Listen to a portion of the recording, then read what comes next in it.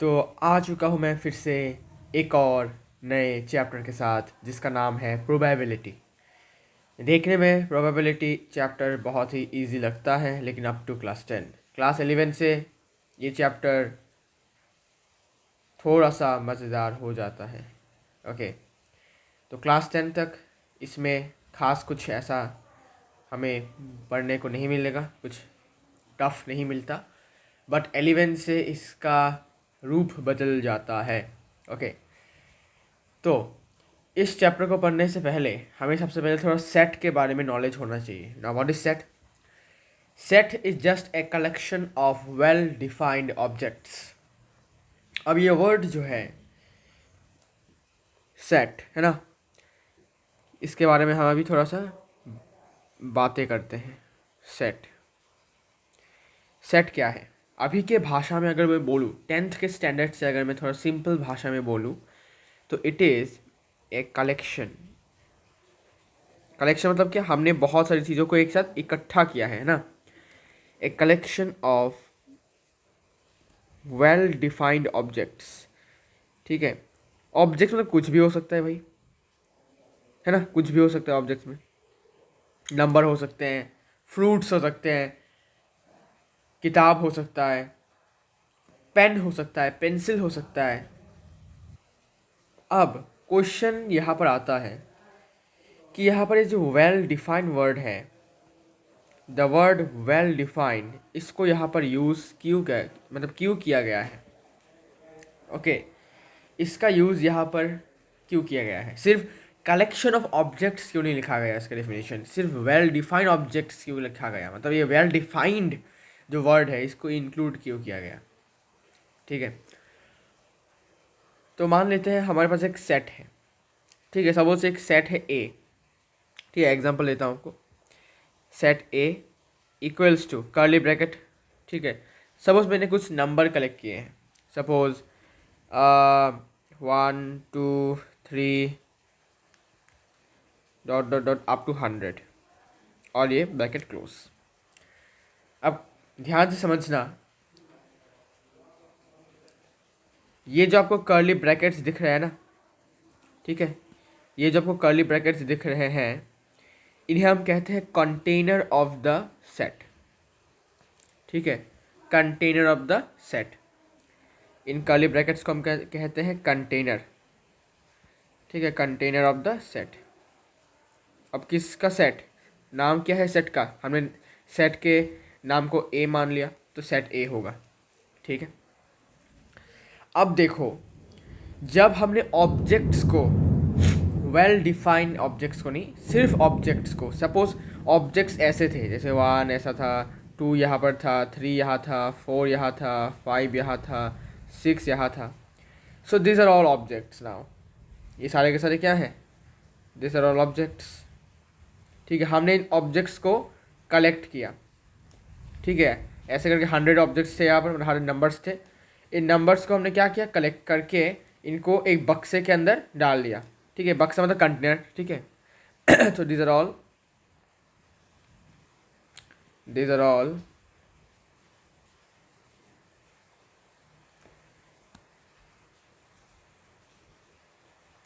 अरे ये तो सीधा नहीं हो रहा, अब होगा। these are all objects, just objects। ठीक है, they are not well defined objects, they are just objects. लेकिन जब हम सेट के अंदर, मतलब क्या करेंगे, जब हम इनको कलेक्ट करेंगे और सेट के अंदर एक कंटेनर के अंदर डाल देंगे, तब ये वेल डिफाइंड हो जाएंगे। वेल डिफाइंड मतलब क्या?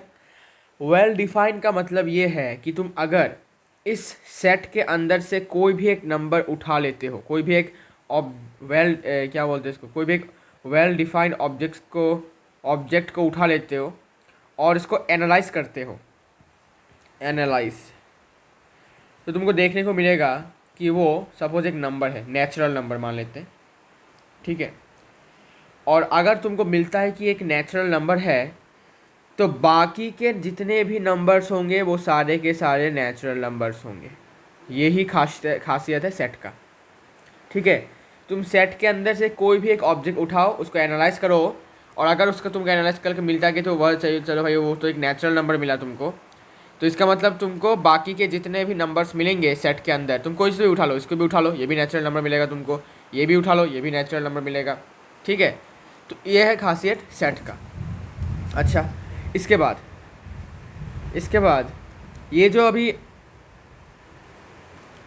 ऑब्जेक्ट्स हैं, नंबर्स हैं, ये कहलाएंगे elements of the set A. Now these are called elements. ठीक है, इन्हें हम कहेंगे एलिमेंट्स।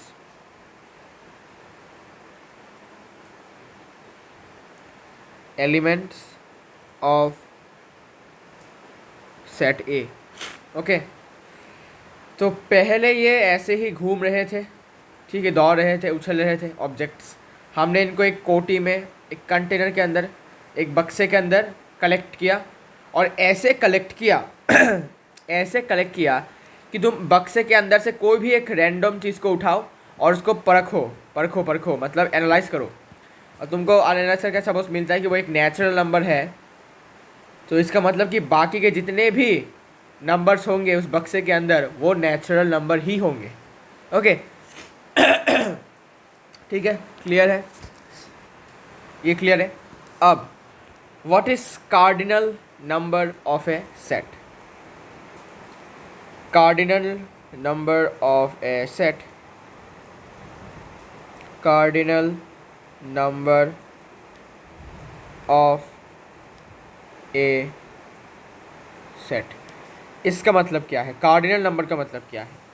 बहुत सिंपल है।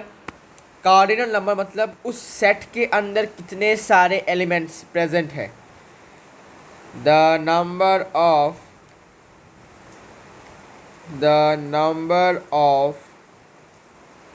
एलिमेंट्स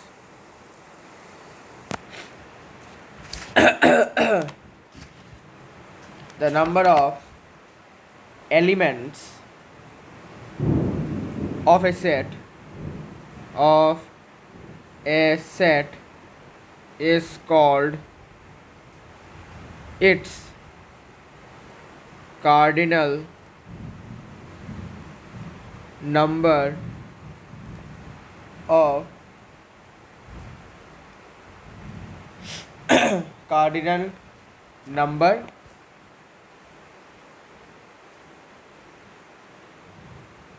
कार्डिनल नंबर तक होगा। ठीक है, कार्डिनल नंबर।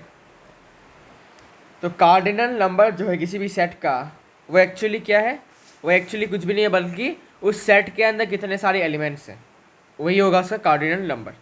ठीक है, सपोज इस सेट के अंदर कितने नंबर्स है? 100 नंबर्स है, 100 तक है। ठीक है, तो 1 2 3 करके कहते हैं 100 तक है, तो इसका कार्डिनल नंबर क्या हो जाएगा? 100। इसका कार्डिनल नंबर हो जाएगा 100। सिंपल। इसके बाद हमें सीखना पड़ेगा कुछ जो कि है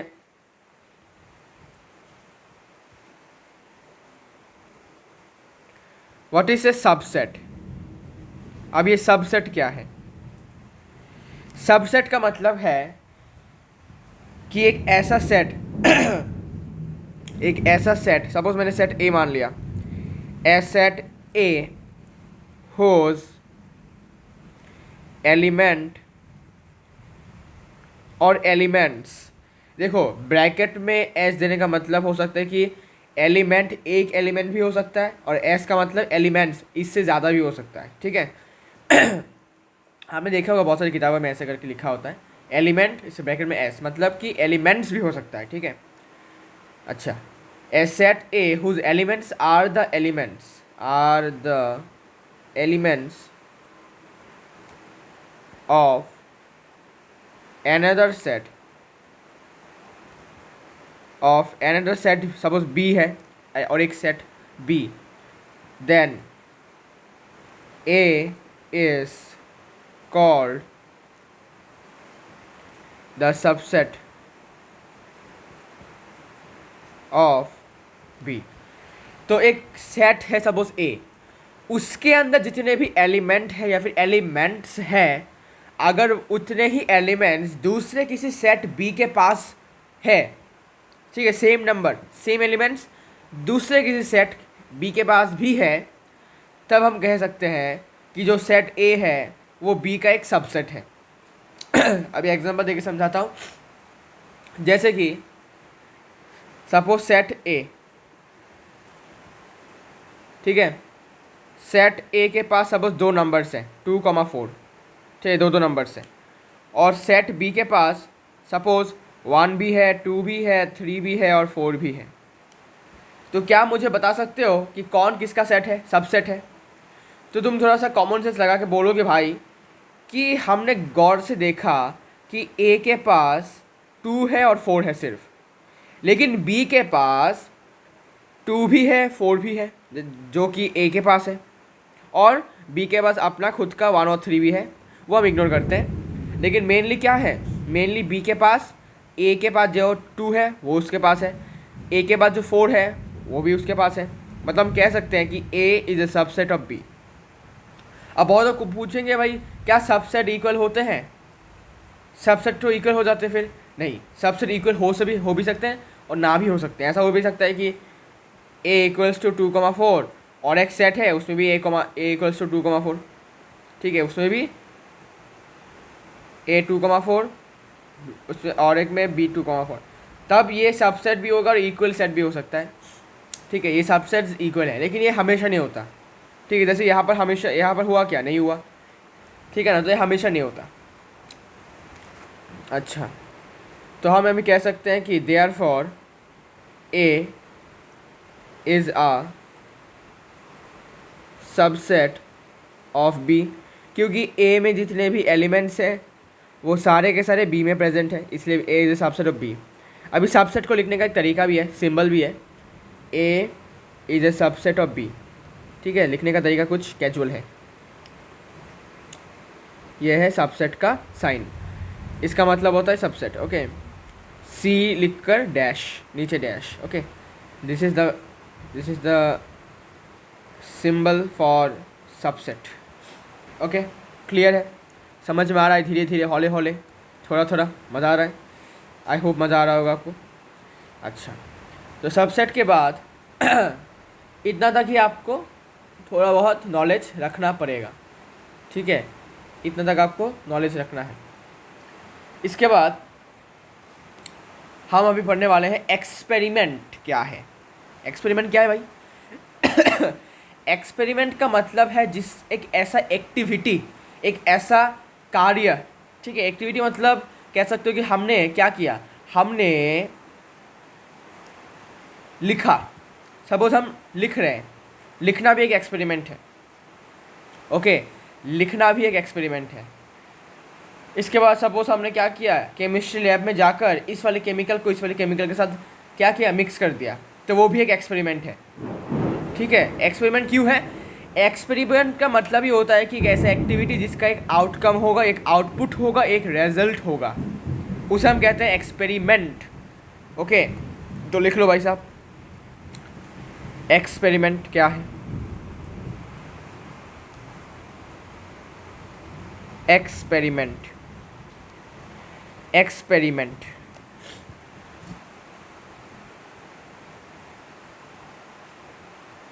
एक्सपेरिमेंट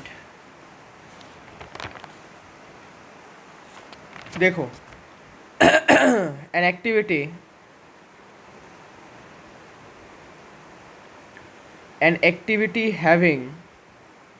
having some outputs और results। तो एक ऐसा एक्टिविटी जिसका कोई आउटपुट होगा या फिर कोई रिजल्ट होगा। देखो, आउटपुट और रिजल्ट का मतलब क्या, कि उसको करने के बाद तुमको कुछ क्या मिलेगा, तुमको कोई फल मिलेगा, प्रोडक्ट मिलेगा, रिजल्ट मिलेगा, है ना। अब देखो, इसका एग्जाम्पल तुम लिख सकते हो कि एग्जाम्पल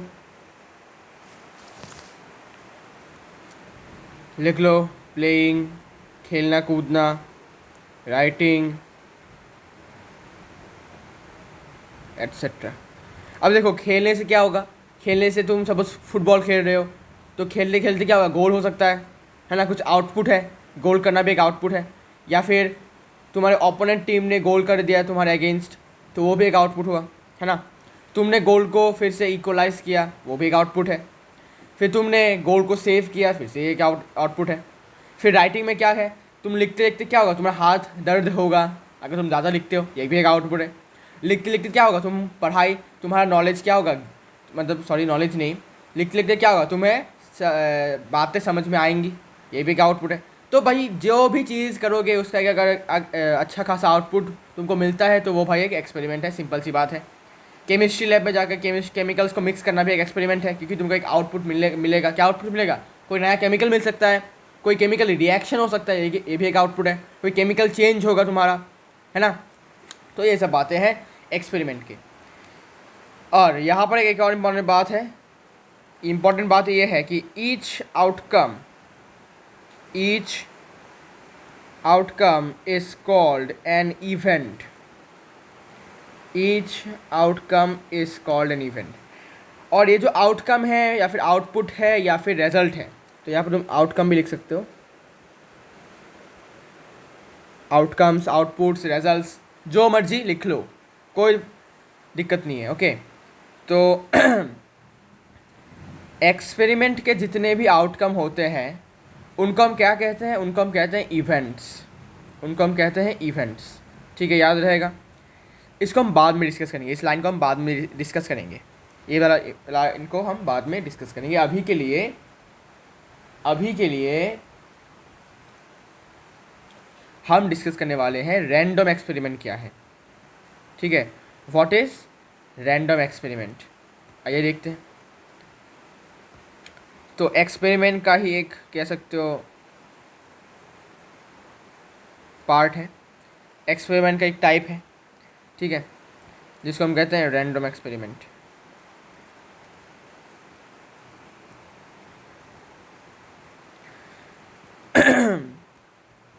तो देखो, अभी हम पढ़ने वाले हैं रैंडम एक्सपेरिमेंट के बारे में।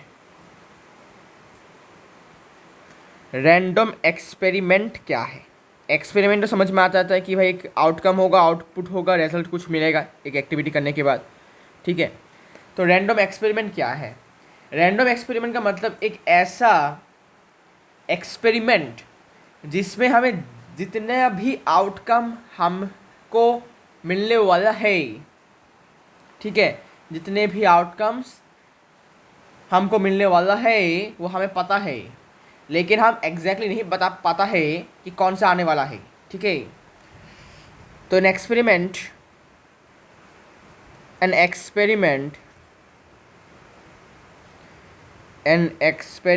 in which all possible outcomes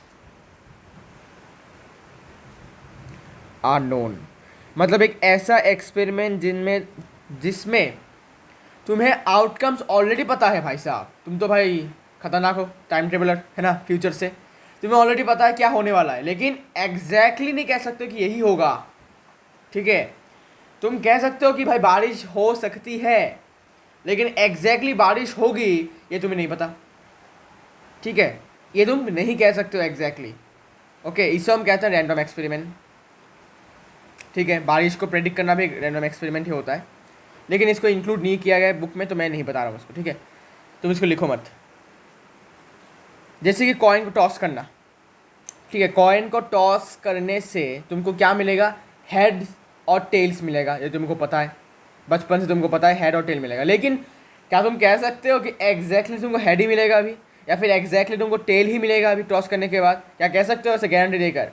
बाजी लगा सकते हो, बाजी पैसों का बाजी लगा सकते हो, बाजी लगा के बता सकते हो? जी नहीं, ठीक है। और इसी टाइप के एक्सपेरिमेंट्स को हम कहते हैं रैंडम एक्सपेरिमेंट, जहाँ पर तुमको आउटकम्स का तो पता है, लेकिन कौन सा आउटकम आएगा वो तुम प्रेडिक्ट नहीं कर सकते। So an experiment in which all possible outcomes are known but लिख दो यहाँ पर, but the exact outcome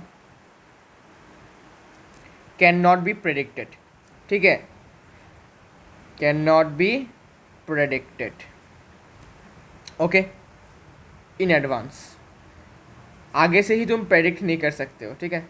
is called a random experiment, ठीक है, क्लियर है, मज़ा आ रहा है? ओके,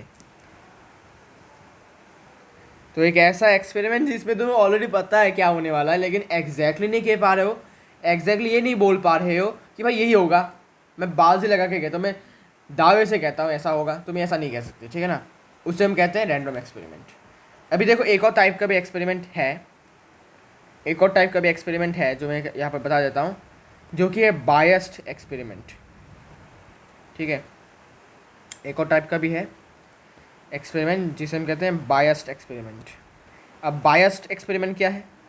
बायस्ड एक्सपेरिमेंट मतलब ऐसा एक्सपेरिमेंट जिसमें तुमको आउटकम्स भी पता है और तुम इसको प्रेडिक्ट भी कर सकते हो, ओके। प्रेडिक्ट भी कर सकते हो और अब तुमको पता भी है क्या होने वाला है, क्या होगा, क्या आएगा, ओके। तो biased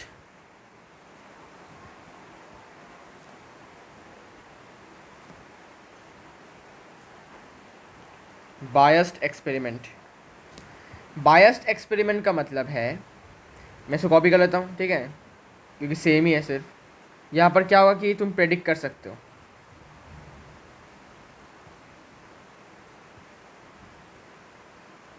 an experiment in which all possible outcomes are known to us and the exact outcome can be predicted in advance, ठीक है।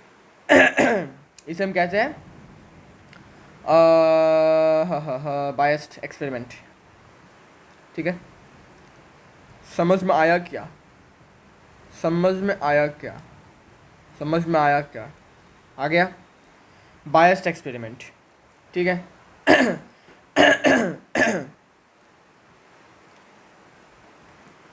अभी रैंडम एक्सपेरिमेंट के कुछ एग्जांपल्स लिख सकते हो जो हमें बुक में दिया हुआ है, जैसे टॉसिंग ए कॉइन, कॉइन उछालना। थ्रोइंग ए डाई, डाई मतलब हमने लूडो खेला था, है ना, बचपन में, अभी भी खेलते हैं शायद। तो डाई एक क्यूबिकल बक्सा होता है, लाइक दिस, ऐसा एक क्यूबिकल बक्सा होता है छोटा छोटा, जिसके फेस के ऊपर नंबर्स लिखे होते हैं ना, जिसके फेस के ऊपर नंबर्स लिखे होते हैं, यहाँ पर 1, यहाँ पर 2, यहाँ पर 3, यहाँ पर 4, यहाँ पर 5, फिर 6, है ना।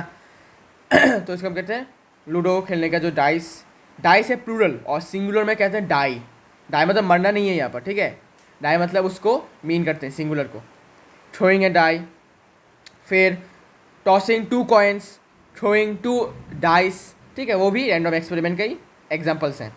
और एक है picking A card from A deck of 52 cards, है ना, वो भी एक रैंडम एक्सपेरिमेंट है। तो यहाँ मैं लिख देता हूँ, ठीक है, तो जगह बना के लिख देता हूँ। तो जैसे कि tossing 2 coins, throwing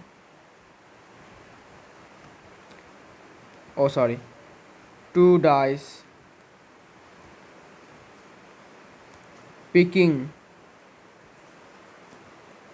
up a card from a deck of 52 cards, ठीक है। 52 कार्ड्स। इसके बाद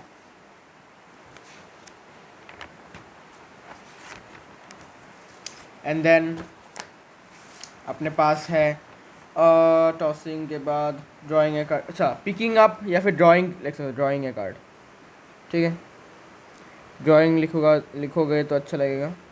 drawing A card from A deck of 52 cards. फिर और कुछ हो सकता है क्या? हाँ, टॉसिंग 3 कॉइन्स, टॉसिंग 3 कॉइन्स, ये भी एक रैंडम एक्सपेरिमेंट का ही है पार्ट। और कुछ तो एग्जांपल्स तो अच्छा इतना तक एग्जांपल्स हैं मेनली, तो ठीक है। और बायस्ड एक्सपेरिमेंट का जो एग्जांपल है वो अभी मैं नहीं ले रहा हूँ बिकॉज बुक में है नहीं, तो देखिए कोई फ़ायदा नहीं है, ठीक है। तुम गूगल कर सकते हो if you want to know, okay.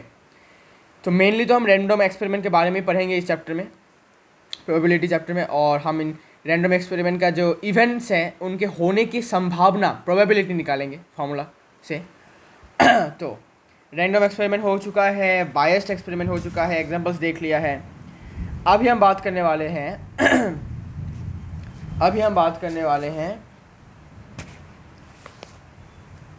Sample space के बारे में। Now what is sample space? तो देखो सैम्पल स्पेस क्या है,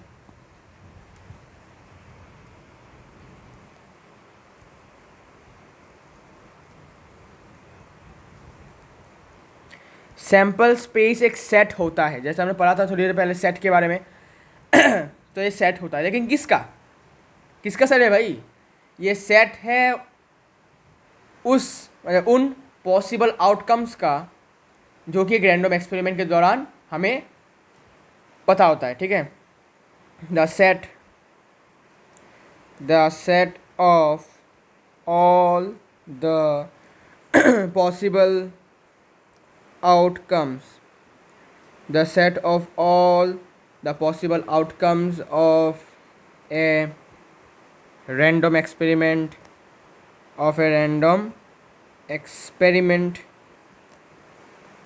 is called a sample space।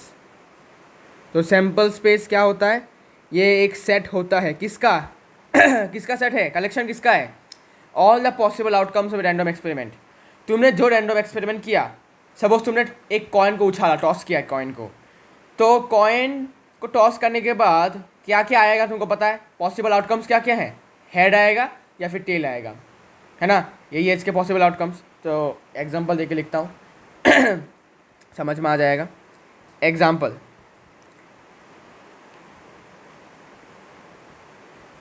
Tossing a coin, ठीक है, tossing a coin, sample space को एस से डिनोट किया जाता है, S equals to bracket curly bracket head comma tails, ठीक है, यही तो है पॉसिबल आउटकम्स,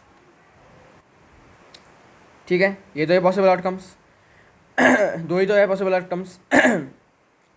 नाउ एक और एग्जांपल लेते हैं, थ्रोइंग ए डाई, कितना आउटकम्स होते हैं, एक डाई, लूडो के उस बक्से को जब हम थ्रो करते हैं तो उसमें क्या क्या नंबर्स होते हैं, 1 2 3 4 5 6, मतलब क्या, मतलब कि 1 2 3 4 5 6 इनमें से कोई भी एक नंबर आएगा, ठीक है। तो ऑल टुगेदर कितने नंबर्स हैं, मतलब कितने पॉसिबिलिटीज़ हैं, पॉसिबिलिटीज़ है 6, बिकॉज एक भी आ सकता है, दो भी आ सकता है, तीन भी आ सकते हैं, चार भी आ सकता है, पाँच भी आ सकता है, छः भी आ सकता है।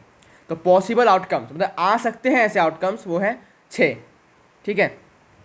तो पॉसिबल आउटकम्स का एक सेट हो जाएगा 1 2 3 4 5 6, ठीक है।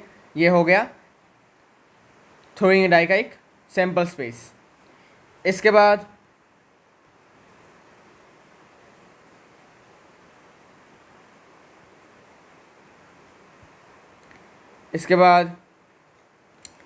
थ्रोइंग नहीं, टॉसिंग 2 कॉइन्स, इसका सैम्पल स्पेस क्या होगा देखो, इसका सैम्पल स्पेस मतलब क्या, पॉसिबिलिटीज़ क्या क्या हो सकते हैं।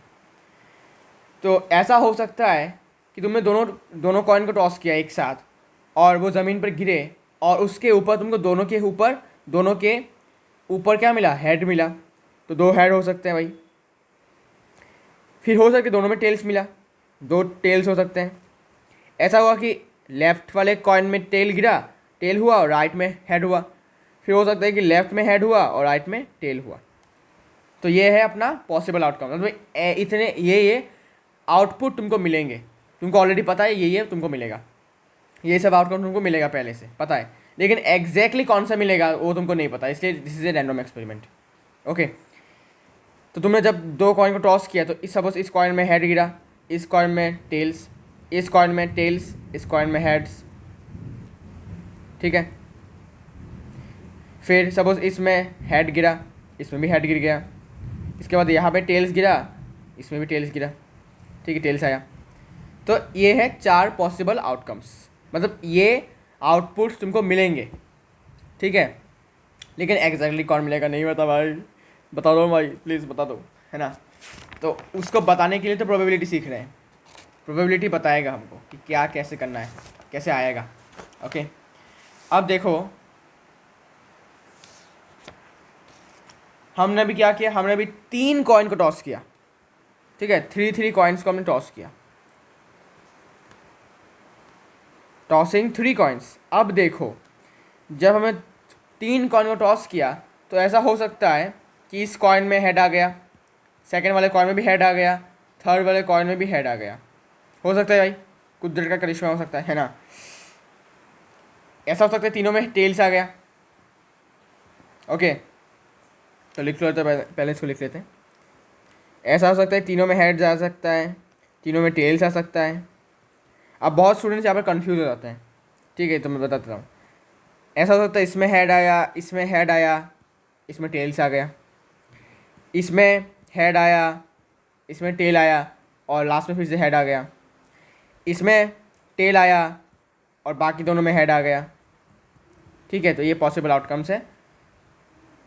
अभी के लिए इतना लिखता हूँ। पहले 2 में हेड आया, लास्ट में टेल्स, पहले में हेड, फिर बीच में टेल्स, फिर से लास्ट में हेड।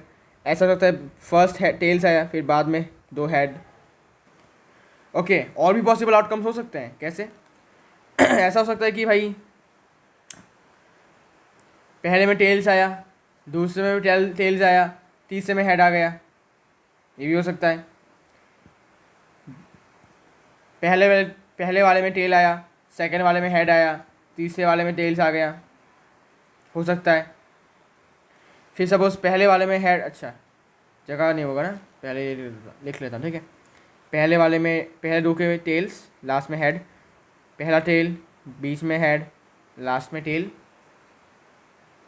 और लास्ट में ऐसा हो सकता है कि पहले में हेड, दूसरे में टेल्स, तीसरे में भी टेल्स।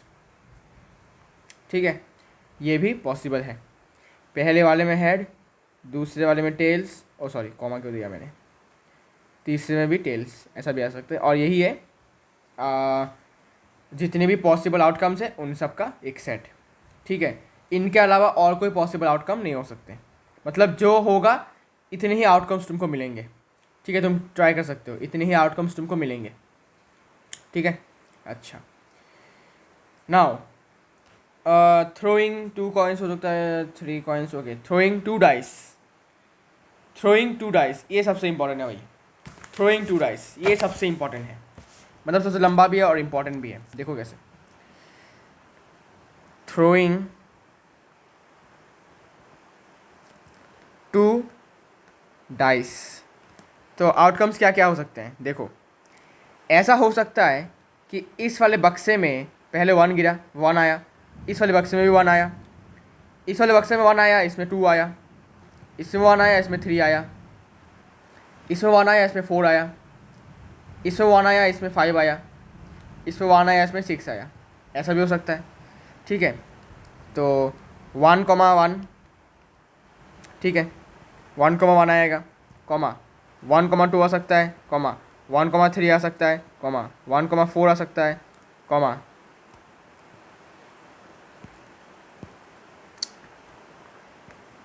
1,5 आ सकता है, 1,6 आ सकता है। मतलब एक डाई में क्या जो ऊपर वाला पार्ट है उसमें 1 आया होगा, और बाकी में 1 आया, 2 आया, 3 आया, 4 आया, 5 आया, 6 आया, 7 आया। सॉरी 7 नहीं होगा, 6 तक होगा ओनली, सॉरी। फिर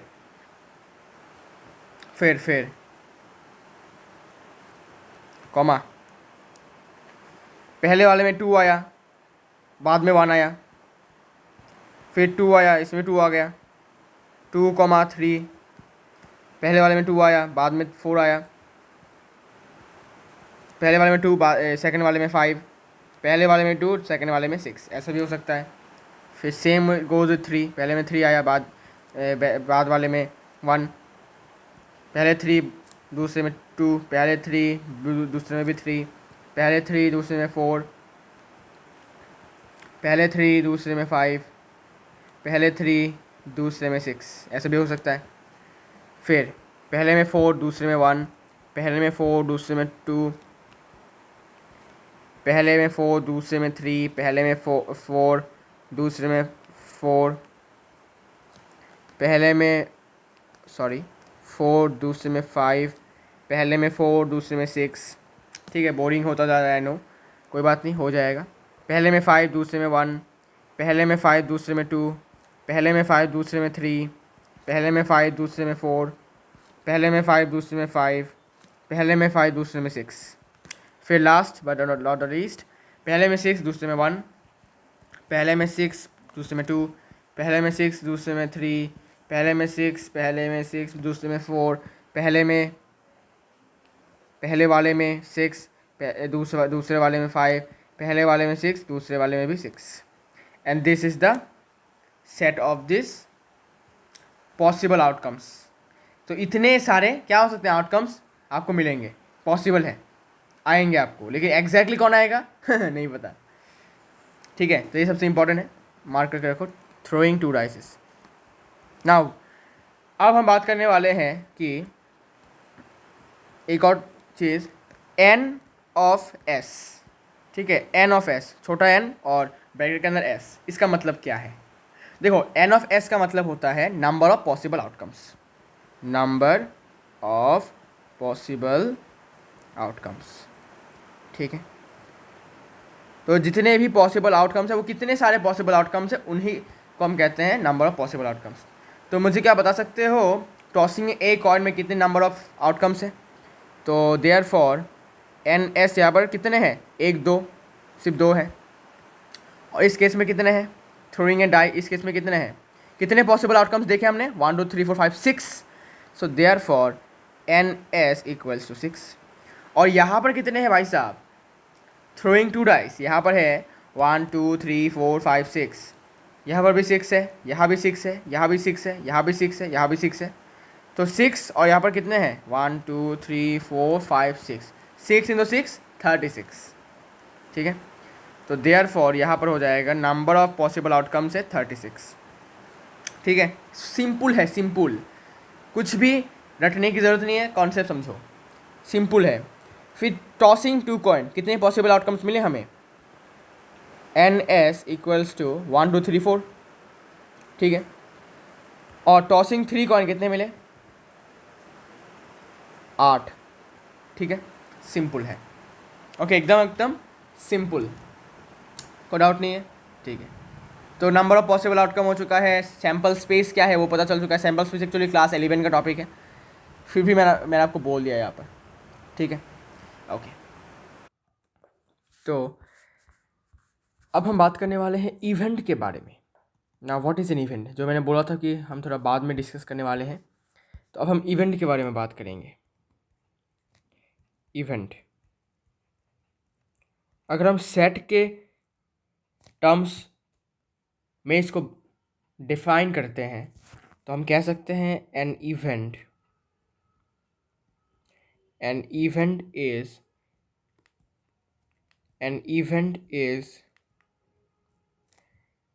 is a subset of a sample space।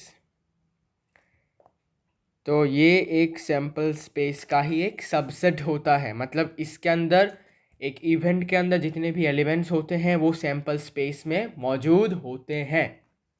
Okay, so event is a subset of A sample space. या फिर अगर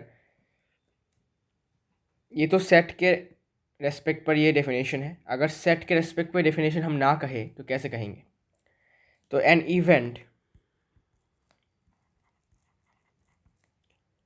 is the set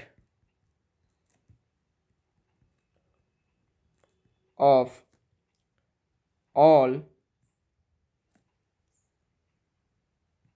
favorable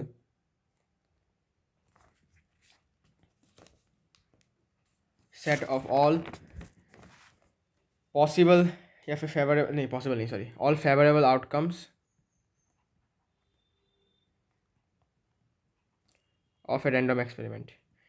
किसी भी रैंडम एक्सपेरिमेंट में जितने भी फेवरेबल आउटकम्स हैं, अब फेवरेबल आउटकम्स मतलब क्या? जो आउटकम्स आपको चाहिए प्रोबेबिलिटी निकालने के लिए, बात करेंगे, चिंता मत करो, उसको हम कहते हैं इवेंट।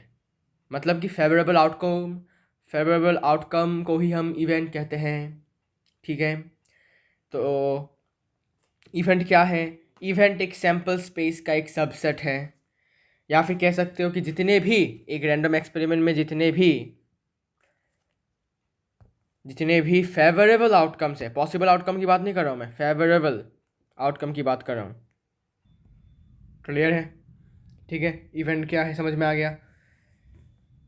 अभी इसको थोड़ा सा समझते हैं कि इवेंट के जो फेवरेबल आउटकम है किसे कहते हैं। जैसे कि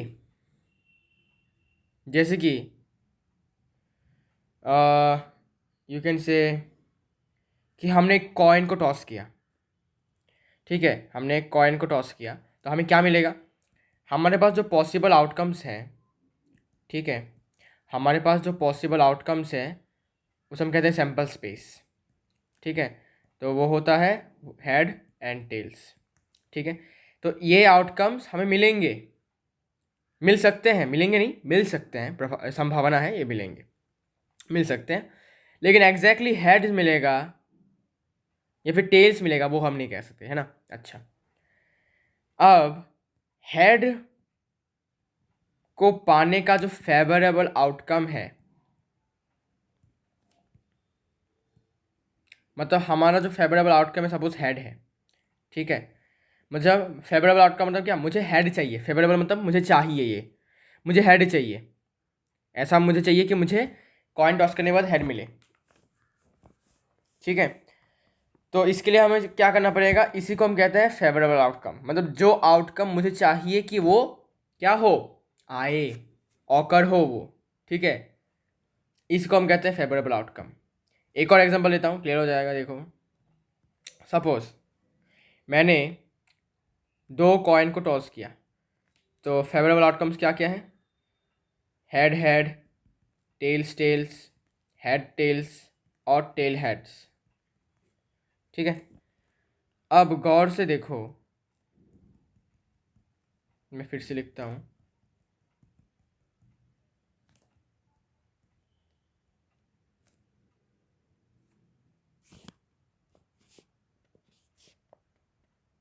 तो देखो,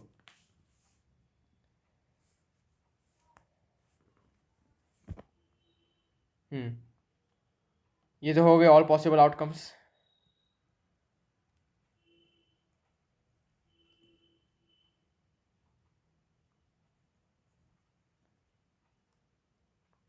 अब देखो, मेरा जो फेवरेबल आउटकम है, मैं चाहता हूँ कि मुझे दो बार हेड मिले। ठीक है, मुझे दो बार हेड मिले, तो दो बार हेड अगर मुझे मिलना है, मुझे मुझे अगर दो बार हेड मुझे चाहिए, तो मेरा फेवरेबल आउटकम होगा एच। ठीक है, ये मुझे चाहिए। क्या मुझे बता सकते हो कि नंबर ऑफ फेवरेबल आउटकम्स कितने होंगे। नंबर ऑफ फेवरेबल आउटकम्स मतलब मैंने जितने भी आउटकम्स अपने मन में सोच लिया है कि मुझे वो चाहिए, उनकी संख्या कितने हैं। मैंने कितने सारे फेवरेबल आउटकम्स की मांग की है। तुम बोलोगे भाई सिर्फ एक, सो number of favourable outcomes here will be only one. Clear है, ये क्लियर रखो। ठीक है, तो फाइनली अब हम देखने वाले हैं प्रोबेबिलिटी क्या होता है। What is the probability, what is the probability of an event. Probability of an event, किसी भी इवेंट का एक प्रोबेबिलिटी होता है। ठीक है, किसी भी इवेंट का एक प्रोबेबिलिटी होता है। मतलब किसी भी इवेंट का मतलब क्या, हमारे जो फेवरेबल आउटकम्स हैं उनके होने की संभावना क्या है, वो हम प्रोबेबिलिटी कहते हैं, probability of an event. Okay, तो it is actually the ratio, ये एक्चुअली एक रेशियो होता है। It is the ratio of number of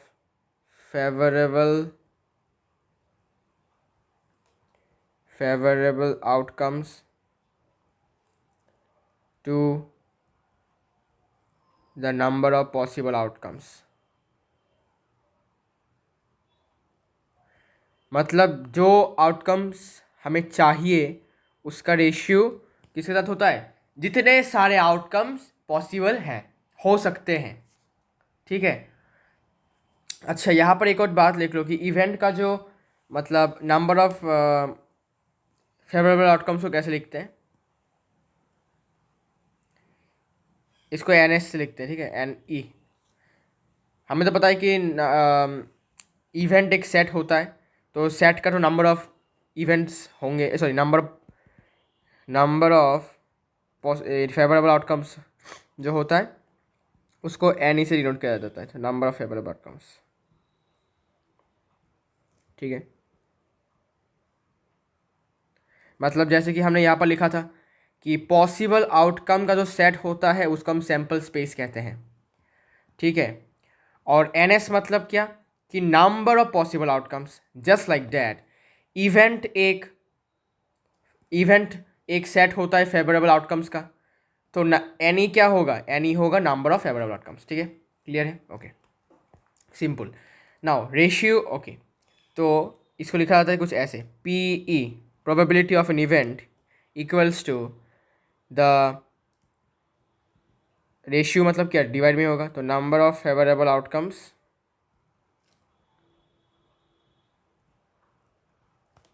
divided by number of possible outcomes,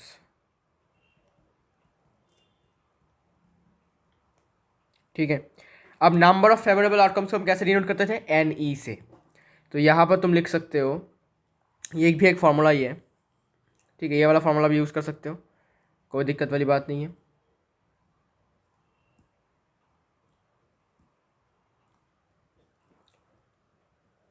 okay, सो इसको ऐसे भी लिखा जा सकता है, P E equals to number of favourable outcomes को लिखते हैं हम एन ई से, और नंबर ऑफ पॉसिबल आउटकम्स को हम लिखते हैं एन एस से, ठीक है। ये भी एक फॉर्मूला है, ये भी एक फॉर्मूला है,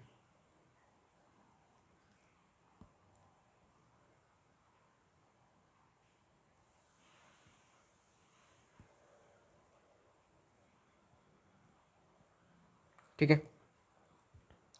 so this is also a formula, तो तुम कोई सा भी यूज़ कर सकते हो, ओके। तो प्रोबेबिलिटी हो चुका है ना, प्रोबेबिलिटी का फॉर्मूला भी देख लिया है। तो जैसे कि हमने देखा प्रोबेबिलिटी, अच्छा, अभी इवेंट जो है वो दो तरीके के होते हैं, ठीक है। इवेंट जो होते हैं वो दो तरीके के होते हैं, एक्चुअली एक काम करता हूँ, इसको मैं यहाँ से लेके जाता हूँ कॉपी करके, ठीक है। इवेंट होते हैं दो तरीके के, there are two types of events, एक है इम्पॉसिबल इवेंट, एक है श्योर इवेंट। इम्पॉसिबल का मतलब क्या है, आइए देखते हैं। देखो, तो इवेंट्स होते हैं दो तरीके के, दो तरीके के इवेंट्स होते हैं। पहला इम्पॉसिबल इवेंट, दूसरा sure event.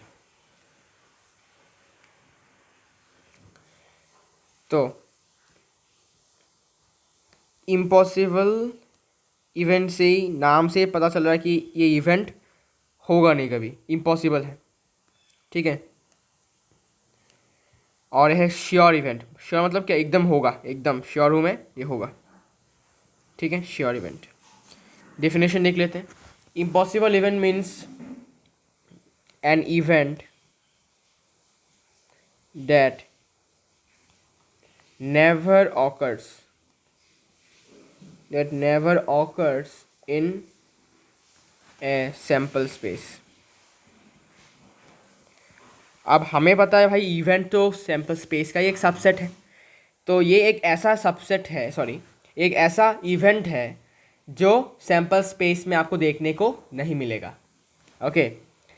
So an event that never occurs in A sample space and it's probability is always zero. इसका जो प्रोबेबिलिटी है ये हमेशा ज़ीरो होता है। अभी प्रोबेबिलिटी ज़ीरो क्यों है ना, ये क्वेश्चन आता है आपके दिमाग में, क्वेश्चन आ सकता है, it's probability is always zero, ऐसा क्यों, ठीक है, इज़ ऑलवेज ज़ीरो। इसको एग्जाम्पल से समझेंगे। एग्जाम्पल कुछ ऐसा है,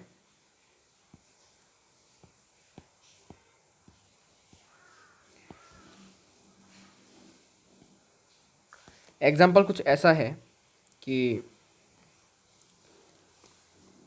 सपोज एग्जाम्पल पे तौर पे मैंने बोला कि ऑन टॉसिंग ए कॉइन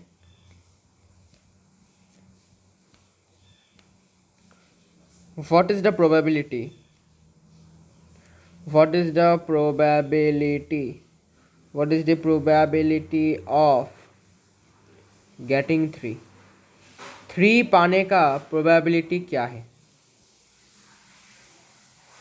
ठीक है, अच्छा 3 नहीं, तुम बोलो कि एक कॉइन टॉस करने के बाद what is the probability of getting, अच्छा 3 लिख लो, 3, ठीक है 3 लिख लो, अच्छा होगा, इजी होगा समझाने के लिए। तो देखो कॉइन को टॉस करने के बाद पॉसिबल आउटकम्स क्या क्या है, तो लिख लेता हूँ S equals to possible outcomes है हेड्स या फिर टेल्स। अब फेवरेबल आउटकम मतलब हमें क्या आउटकम चाहिए, हमें आउटकम चाहिए 3, तो फेवरेबल आउटकम हमें चाहिए 3 है ना, तो फेवरेबल आउटकम्स मतलब E जो है वो हमें कितना चाहिए, 3 चाहिए है ना, 3 चाहिए। लेकिन भाई साहब क्या आपको कहीं पर ये 3 दिख रहा है क्या, यहाँ से इस वाले पॉसिबल आउटकम इस सैम्पल स्पेस में क्या आपको कहीं भी 3 दिख रहा है? नहीं दिख रहा है। तो ना पॉसिबल आउटकम्स जो है वो 3 है, लेकिन वो तो है ही नहीं, ये जो आउटकम आपने सिलेक्ट किया है ये तो पॉसिबल आउटकम्स के जो सेट में तो है ही नहीं। तो जब ये सेट में है ही नहीं तो ये सबसेट कैसे हुआ?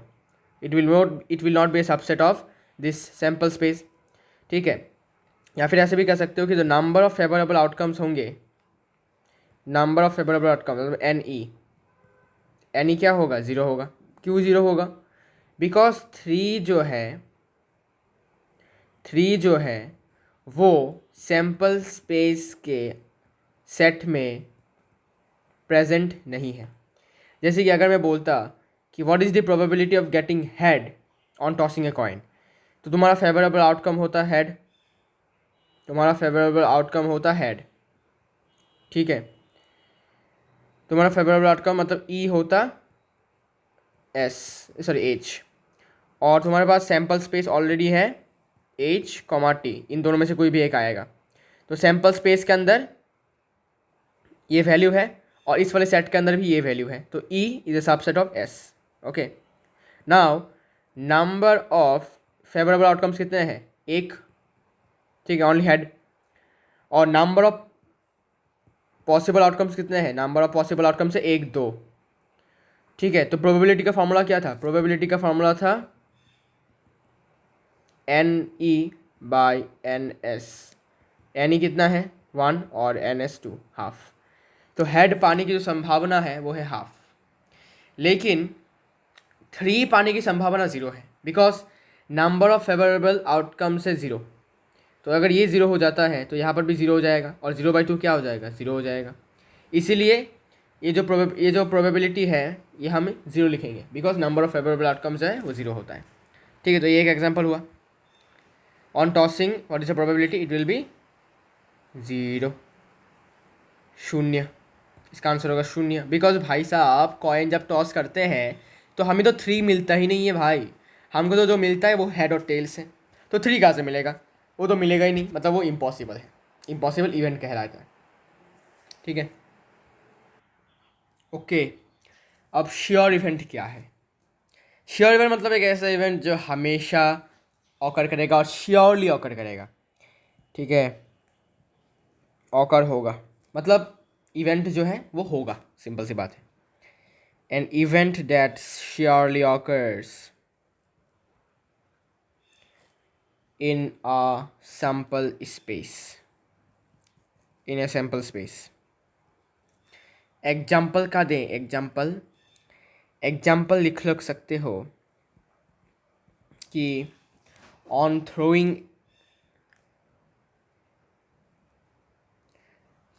throwing a die, what is the probability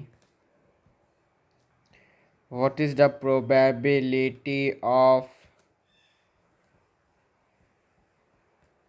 getting a number less than 7, क्या होगा आपका आंसर? तो फिर से वही करते हैं जो करते आ रहे हैं। ऑल पॉसिबल आउटकम्स क्या क्या आपके पास? जब आप एक डाई थ्रो करते हो तो तुम्हारे पास ये आउटकम्स तुमको मिलते हैं। तुमको या तो 1 मिलता है, 2 मिलता है, 3 मिलता है, 4 मिलता है, 5 मिलता है या फिर 6 मिलता है। ये ऑल पॉसिबल आउटकम्स हैं। और जो फेवरेबल आउटकम्स है वो क्या है आपके पास? Number less than 7।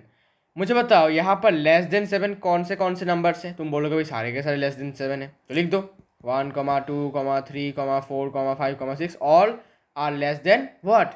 7। तो नंबर ऑफ पॉसिबल आउटकम्स है 6, और यहाँ से number of favourable outcomes also 6। तो प्रोबेबिलिटी निकाल लो ना भाई साहब इजीली। NE/NS 6/6 1, ये होगा आपका आंसर। तो इसका प्रोबेबिलिटी क्या है कि तुमको 7 से कम नंबर मिले, तो वो होगा 1। ठीक है, ओके। तो श्योर इवेंट का जो प्रोबेबिलिटी होता है वो 1 भी होता है कभी कभी, और कभी कभी 1 से ज़रा कम भी होता है। ठीक है, अभी हम एक लास्ट टॉपिक पर बात करने वाले हैं इस वीडियो का, जो कि है कार्ड्स के बारे में। क्योंकि कार्ड्स के रिलेटेड क्वेश्चन बहुत सारे आ जाते हैं और लोग सॉल्व नहीं कर पाते हैं, तो इसीलिए कार्ड्स के बारे में अच्छा खासा नॉलेज होना ज़रूरी है। अब देखो कार्ड्स हमें पता है कि एक डेक में, ठीक है, एक डेक मतलब एक पैकेट में ठीक है, एक पैकेट में 52 कार्ड्स होते हैं टोटल, ऑल टुगेदर की बात कर रहा हूँ। तो कार्ड्स का जो डेक होता है DEC, इस डेक में होते हैं 52 कार्ड्स। ठीक है, इस डेक में होते हैं 52 कार्ड्स।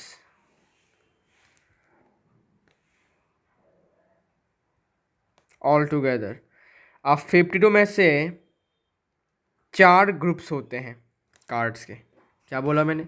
मैंने बोला 4 ग्रुप्स होते हैं कार्ड्स के। ठीक है, और चारों के चारों इक्वल ग्रुप्स होते हैं, मतलब चारों के चारों ग्रुप्स में इक्वल नंबर ऑफ कार्ड्स होते हैं। ठीक है, तो अभी हमें क्या करना है, सिंपली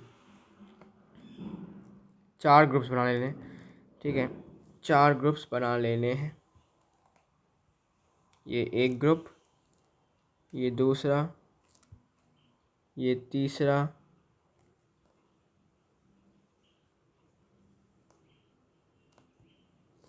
और ये चौथा।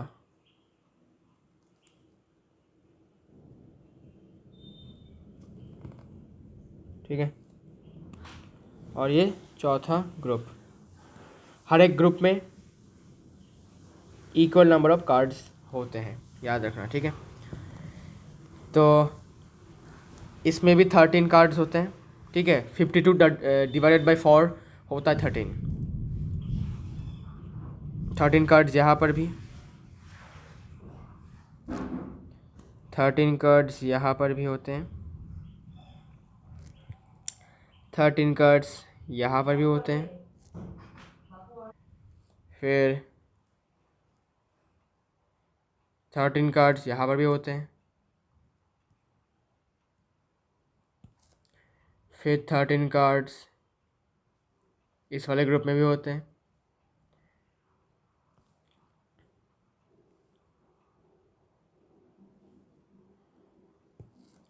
और 13 कार्ड्स इस वाले ग्रुप में भी होते हैं।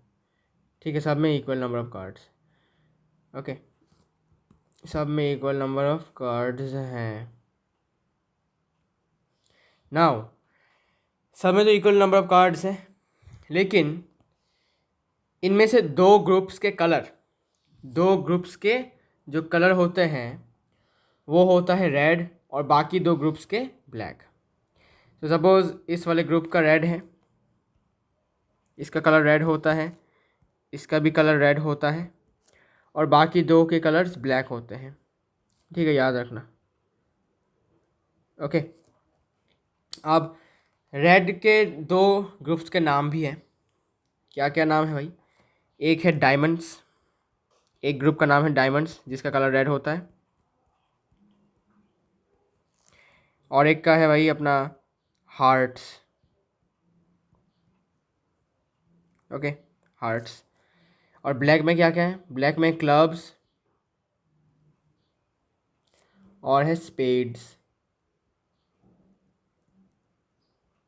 ठीक है, इनका कलर ब्लैक होता है। तो डायमंड्स देखने में ऐसा होता है रेड कलर में, हार्ट्स ऐसा तुमको पता ही है, क्लब्स दिखने में ऐसा होता है, और स्पेड्स दिखने में ऐसा होता है। ठीक है, नाउ अब देखते हैं कि इन 13 कार्ड्स में क्या क्या कार्ड्स होते हैं। ओके, तो सब में सेम होता है। ठीक है, तो मैं एक का दिखा देता हूँ।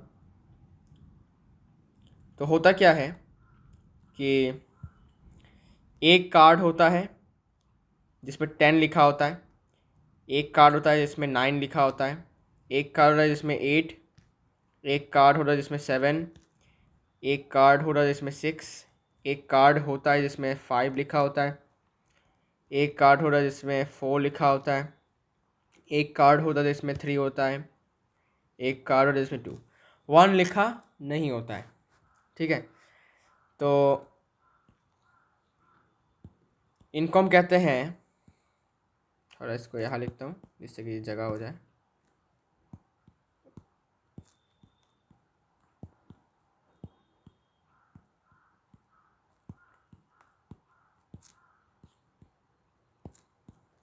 जगह हो जानी चाहिए।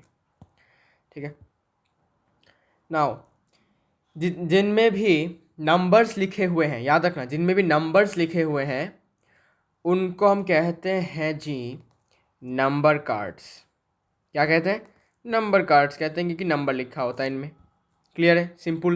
ओके, इसके बाद ये कितने कार्ड्स हुए यहाँ पर? 1 2 3 4 5 6 7 8 9, 9 कार्ड्स हो चुके हैं। तो 13 में से 9 कार्ड, मतलब और 4 कार्ड्स बाकी हैं, है ना। और बाकी के जो 4 कार्ड्स होते हैं वो बहुत स्पेशल होते हैं, इनके इसलिए उनको कहा जाता है स्पेशल कार्ड्स। तो बाकी के जो होते हैं उसमें, जो स्पेशल कार्ड होते हैं उनमें एक में होता है एस लिखा होता है, ए। ठीक है, ए का मतलब होता है एस। फिर एक कार्ड में लिखा होता है, लिखा नहीं होता, एक पेंटिंग होता है, पेंटिंग नहीं होता, पिक्चर होता है, पिक्चर। ओके, फेस होता है, पिक्चर होता है। एक में होता है के लिखा होता है, के मतलब किंग। और एक में होता है क्यू लिखा होता है, क्यू मतलब क्वीन। और एक में जे लिखा होता है, जे मतलब जोकर नहीं है, जे मतलब होता है जैक, गुलाम जिसे हम कहते हैं हिंदी में। ओके, तो इन्हें हम कहते हैं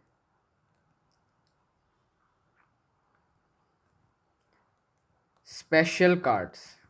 ठीक है, special cards, very very special, special cards. और इन स्पेशल कार्ड्स में से, इन स्पेशल कार्ड्स में से, इन स्पेशल कार्ड्स में से किंग से लेकर जैक तक, मतलब किंग, क्वीन और जैक, इनको कहा जाता है फेस कार्ड्स। क्या कहा जाता है? इनको कहा जाता है face cards. Now why face cards? Because in cards के ऊपर एक चेहरा बना होता है, किंग का एक पिक्चर बना होता है, फेस कार्ड्स। ठीक है, बाकियों में नहीं होता, बाकियों में सिर्फ नंबर लिखा होता है। एस में भी सिर्फ एक नंबर, नंबर नहीं, एक डिज़ाइन होता है, कोई फेस नहीं होता। ओके, फेस किंग और क्वीन और जैक में होता है। जैक का फेस होता है, क्वीन का फेस ड्रॉ हुआ होता है, मतलब ड्रॉ किया होता है कार्ड के ऊपर, किंग का भी ड्रॉ किया हुआ था, इसलिए इसको हम कहते हैं फेस कार्ड्स। और इन चारों को हम मिलाकर कहते हैं स्पेशल कार्ड्स। ओके, इन चारों को हम मिलाकर कहते हैं स्पेशल कार्ड, मतलब एस को भी लेकर, including ace, all are called special cards, because ये दोनों, ये चारों अलग हैं दूसरों से। ठीक है, इसलिए हम इसको कहते हैं फेस कार्ड्स। ठीक है, क्लियर हो गया? ओके, अभी कुछ बातें आपको बता देने की कोशिश करता हूँ मैं।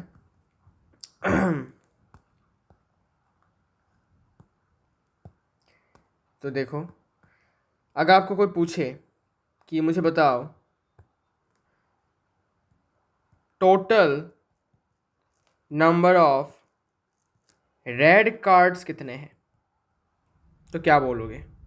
तो देखो, total number of red cards मतलब क्या, 13 रेड कार्ड्स हैं और यहाँ पर भी 13 रेड कार्ड्स हैं, तो 13 + 13 कितने, 26। So total number of red cards हो जाएंगे 26। Similarly total number of black cards भी कितने होंगे, ब्लैक कार्ड्स भी कितने, 13 13 26। इसके बाद total number of queen cards कितने होंगे,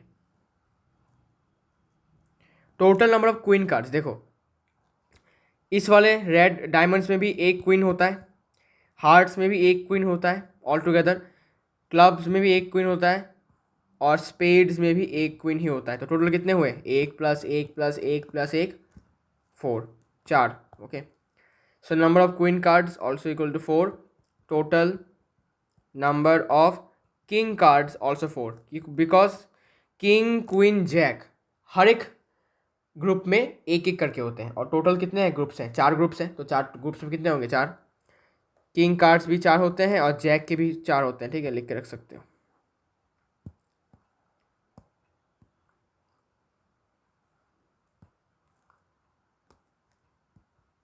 total number of jack cards ये भी 4 है, ठीक है। इसके बाद total number of ace cards,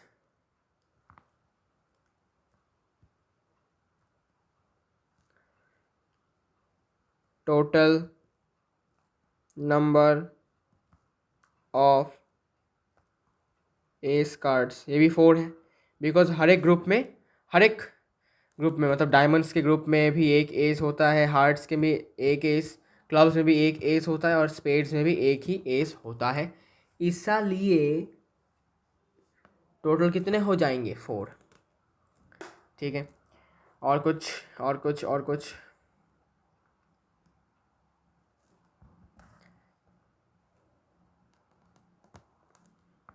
ये लिख लो, total number of red kings या फिर क्वींस या फिर जैक्स कितने होंगे, मतलब लाल कलर के कितने किंग्स क्वींस और जैक्स होंगे। तो हमें पता है कि लाल कलर के 2 ही कार्ड्स हैं, डायमंड्स के और हार्ट्स के, ठीक है। तो डायमंड्स में हमें पता है कि लाल कलर का एक ही किंग क्वीन जैक एक ही होता है और हार्ट्स में भी लाल कलर का एक ही किंग क्वीन और जैक होता है। तो टोटल कितने होंगे लाल कलर के, 1 और 1 2, ठीक है, 1 और 1 2, ठीक है। किंग भी एक होगा, सॉरी, रेड किंग भी 2 होंगे, रेड क्वीन भी 2 होंगे और रेड जैक भी 2 होंगे और एस भी लिख सकते हो, नंबर ऑफ एस कार्ड्स वो भी 2 होंगे रेड कलर के, और ब्लैक कलर के भी 2 ही होंगे। Okay, total number of dash dash सब कुछ सेम, सिर्फ यहाँ पर ब्लैक, ठीक है, black ace cards, king cards, queen cards, jack cards ये भी 2 होंगे, बिकॉज देखो ब्लैक कार्ड्स कितने हैं, 2 हैं, 2 ग्रुप्स हैं और हर एक ग्रुप में हमें पता है कि एक करके एस है, किंग है, क्वीन है और जैक है। सिमिलरली स्पेड्स में भी एक एस, किंग, क्वीन और जैक, तो टोटल कितने होंगे, 2, क्योंकि एक एक करके हैं 2। Okay, simple. सो आज का वीडियो यहाँ पर हम एंड करने वाले हैं, नेक्स्ट वीडियो में हम और भी बात करेंगे इस चैप्टर को लेकर और फिर हमारा एक्सरसाइज हम स्टार्ट करेंगे, ठीक है। तो मिलते हैं नेक्स्ट वीडियो में।